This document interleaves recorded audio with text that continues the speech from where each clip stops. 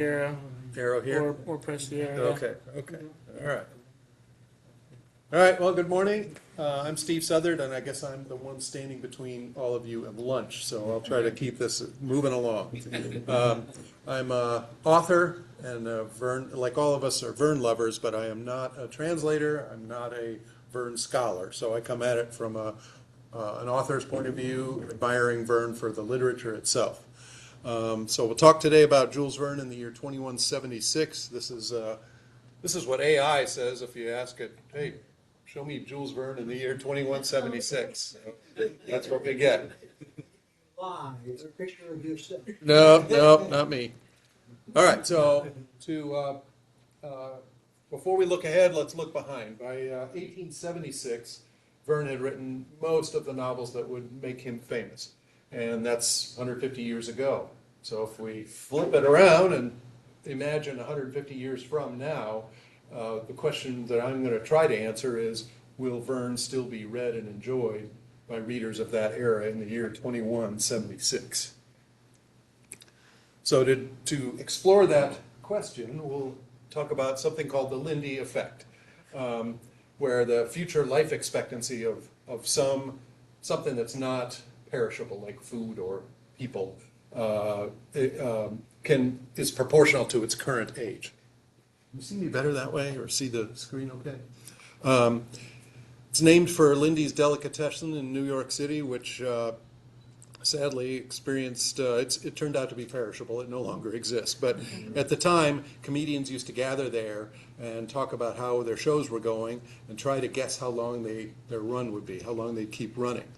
And a guy wrote an article, Albert Goldman wrote an article he called it Lindy's Law, about that whole phenomenon, how can you predict the future based on the past? And turns out a guy took it even further. Nassim Nicholas Taleb, in his book Anti-Fragile, Things That Gain from Disorder, he called it the Lindy effect.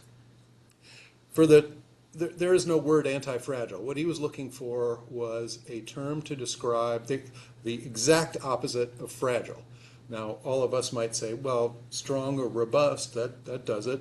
No, he wanted something that could get stronger the more you bash it, right? In the physical universe, that's kind of hard to do, right? Things get under stress and strain. Most materials, they get worse. They don't get better.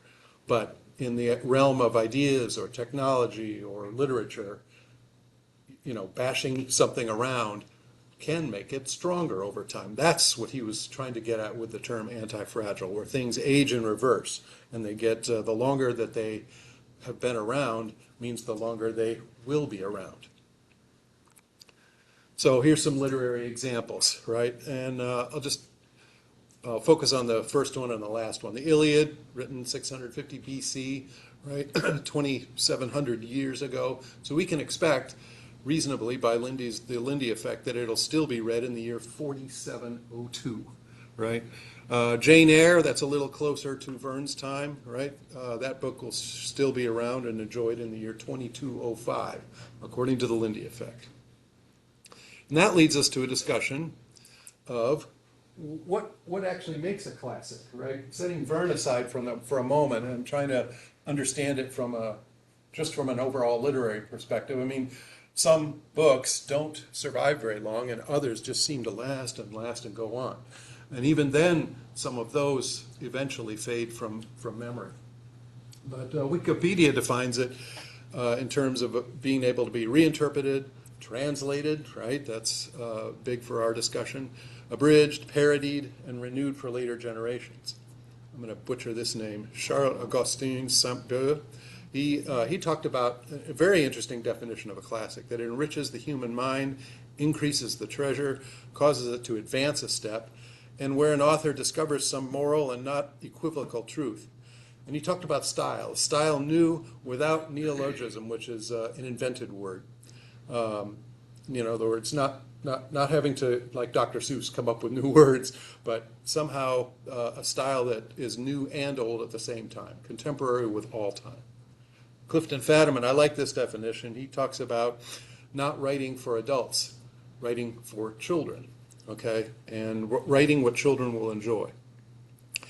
And that'll make even more sense when I combine it with another one. Ezra Pound said, the classics have a certain eternal and irrepressible freshness. And I like this one. Michael Dirda said it can be read again and again with ever-deepening pleasure. So think about that. If you write for children and children read a certain work, and if it can be read again and again with ever-deepening pleasure, when you reread something, reread a classic, you get more out of it and more out of it every time. And that will complete with Italo Calvino. It's never finished saying what it has to say. So with those kind of definitions, that approach of what a classic literature is, let's go on and transport ourselves to the world of 2176, right? And let's sort of assume that, we don't blast ourselves out of existence into some dystopian apocalyptic future, that maybe things will continue to advance and no sector of the earth will be unexplored. Moon trips, space trips may seem routine by then, right? Submarines, they'll be passé. You go around the earth in 80 minutes, not 80 days, right?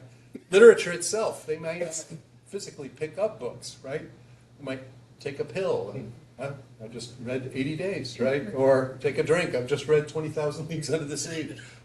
Maybe, inventions or mind links, that's maybe how they'll enjoy literature.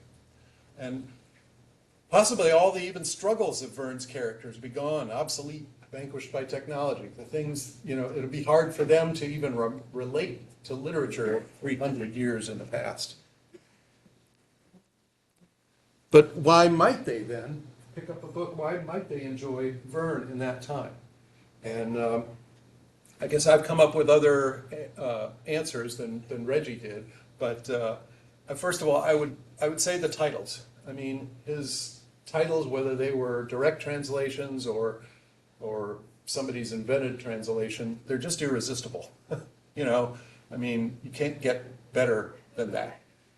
His books deal with human advancement, right? And we talked about that in one of the definitions of a classic, advancing the human condition. Exploration, new modes of transportation, and the style.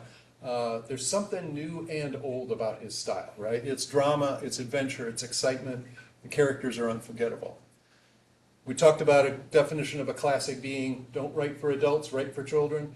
There's so much for kids to enjoy in Verne, right? Especially the fact that the plots are easy to understand. There's that optimism and humor in there. And then we talked about reading over and over with ever-deepening pleasure. He's got these profound themes, the classical references, the complex character motivations and literary techniques that an adult can appreciate that a child can't. And so being able to read it over and over with ever-deepening pleasure. And lastly, it's a glimpse into a time, remember they're 300 years after Verne, right? It's a glimpse into a time when science kind of brimmed with optimism and didn't have much of a downside, although later Verne turned a little dark at times. So in conclusion, I told you I'm not going to keep you far from lunch. I would say that Verne's works do demonstrate that characteristic of anti-fragility. They'll remain popular. They'll even have occasional, wax and wane a bit, but despite obsolescence, despite the critics, despite the terrible movie adaptations, you can go on and on about that, and satire, that all, because it's anti-fragile, that'll make it stronger, right? That'll make people wonder about Verne and go back and read, even 300 years from his time. So by the Lindy effect, I postulate that there's a good chance that Verne will still be read and enjoyed in 2176. Okay, last slide. This is a little about me. I do have a weekly blog at that website. I'd love it if you guys would sign up for my free and monthly newsletter, Stephen R. Southard's Log. And this is some of the fiction that Verne-related fiction that I've been associated with.